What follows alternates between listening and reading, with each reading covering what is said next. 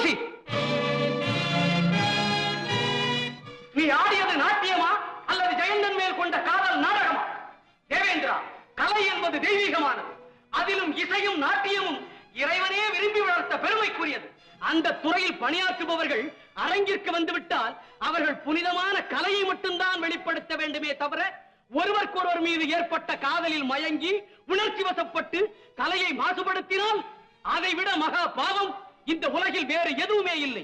அதனால் ஊர்வசி, வானுலகில் மேலான கலையில் பணியாற்றிய நீ கீழான முறையில் நடந்து கொண்டதால் இவ்வுலகத்தை விட்டு பூலோகத்தில் சென்று பிறக்க கடவாய். ஜெயந்தா, அனைவரும் கூடியிருக்கும் இந்த சபையில் உன்னை மறந்து உணர்ச்சி பெருக்கால் ஒழுக்கமற்று நடந்து கொண்ட நீயும் கீழ் உலகம் சென்று ஆறறிவுள்ள மனிதர்களிடையே ஓரறிவுள்ள உயிராக பிறக்க கடவாய். ஐயனே, என் மைந்தன் ஜெயந்தனும் ஊர்வசியும் செய்தது மன்னிக்க முடியாத குற்றம்தான். அட்டியின்றி உங்கள் கோபத்திற்கும் சாபத்திற்கும் அவர்கள் ஆளாக வேண்டியவர்கள்தான். இருந்தாலும் அறியாமல் செய்துவிட்டார்கள். பிழைய மன்னித்து இருவருக்கும் விமோசனம் அளித்து நல்வழி காட்டுங்கள். தேவேந்திரா, தவறு செய்தவர்கள் தண்டனையை அனுபவித்தே தீர வேண்டும். ஆனாலும் பிழையை உணர்ந்து விட்டால் நிச்சயம் வழி பிறக்கும். சுவாமி, முக்காலமும் உணர்ந்த தாங்களே இவர்களின் பிற்காலத்திற்கும் ஒரு நல்ல முடிவை கூறிவிடுங்கள். முதல் என்ற ஒரு வார்த்தை தோன்றிய போதே முடிவு என்ற ஒரு வார்த்தையும் தோன்றியிருக்கிறது அல்லவா? அமரர் தலைவா, இவர்களுக்கு நானே ஒரு நல்ல முடிவை கூறுகிறேன். ஊர்வசி, சோழ சாம்ராஜ்யத்திலே பூம்புகார் நகரிலே நீ நாட்டிய கணியாக பிறப்பாய். மன்னர்கள் கலையரங்குகளில் மரியாதைக்கென சாற்றும் தலைக்கோலாக ஜெயந்தன் மாறி உன் நடன அரங்கேற்றம் ஒன்றில் கொண்டு வந்து வைக்கப்படுவார். அதை நீ கண்டதும் உங்கள் சாபம் நீங்கி நீங்கள் இருவரும் விண்ணுலகம் வந்து சேர்வீர்கள். தேவேந்திரா, ஊர்வசி தமிழகத்தில் பிறப்பதால் இன்னொரு சிறப்பும் நடக்க இருக்கிறது. அதையும் தங்கள் திருவாக்கால் சொல்லுங்கள் சுவாமி. பூம்புகாரிலே நாட்டிய கணிகையர் குலத்திலே முதலாவதாக ஊர்வசி அவதரிப்பாள்.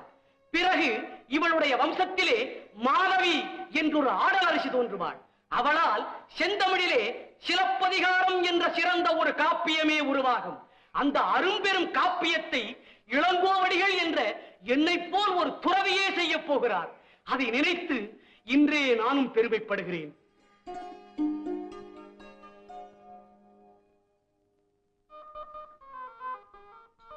முத்தமிழ் வளர்க்கும் முனிவர் பெருமானுக்கு எங்கள் அனைவரின் வணக்கம். பயனுள்ள வாழ்வு பெற்று பல்லாண்டு வாழ்வீர்களாக. அடக்கமான தோற்றமும் அன்பான சொல்லும் கொண்ட உங்கள் அனைவரையும் யாரென்று நான் தெரிந்து கொள்ளலாமா? ஐயனே, நாங்கள் 12 தென்மதுரையில் வாழும் தமிழ்குடியைச் சேர்ந்தவர்கள். உன் பெயர்?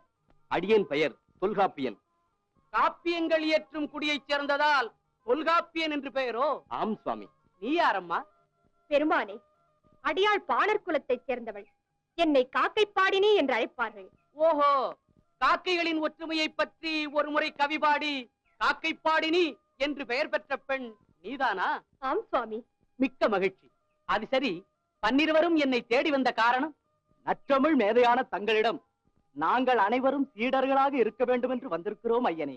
அருந்தமிழ் கற்க ஆசையோடு வந்திருக்கும் நீங்கள் தமிழை எதுவரையில் கற்றிருக்கிறீர்கள்? எண்ணத்தை கவியாக்கி பாடும் அளவிற்கு ஏதோ சிறிது கற்றிருக்கிறோம் ஐயனே. மிக்க மகிழ்ச்சி. தொல்காப்பியா, நீ செய்த கவிகளில் ஏதாவது ஒன்றை பாடு. வடவேங்கடம் தென்குமரி ஆயிடை தமிழ் கூறும் நல்லுலகில் கத்தும் கடல் பெரிதோ கன்னித் தமிழ் பெரிதோ உத்திரம் உரைத்திடுங்கள் என்போர்க்கு நித்தம் சிந்தை தெளிவிக்கும் செஞ்சொற் பொருளமைந்த செந்தமிழே மேலென்பேன் யான். தொல்காப்பியா, ஆசானிடம் பாடம் கேட்கும் மாணவர்கள் எப்படி இருக்க வேண்டும் என்ற இலக்கணத்தை சொல் பார்க்கலாம். ஐயனே, கல்வியை கண்ணுக்கு சமமாகவும் அந்த கல்வியை வழங்கும் ஆசானை கடவுளுக்கு சமமாகவும் மதிக்க வேண்டும். உங்கள் அனைவரையும் இன்று முதல் என் சீடர்களாக ஏற்றுக்கொள்கிறேன். நீங்களும் என்னிடம் கற்றதோடு நில்லாமல் அவரவர்கள் கற்பனையில் தோன்றும் நூல்களை தைரியமாக தாராளமாக செய்ய வேண்டும். அப்படி நீங்கள் செய்யும் ஒவ்வொரு நூலும் வருங்கால உலகில் தமிழுக்கு தலையாய நூலாக விளங்க வேண்டும் என்று என் மனப்பூர்வமாக வாழ்த்துகிறேன்.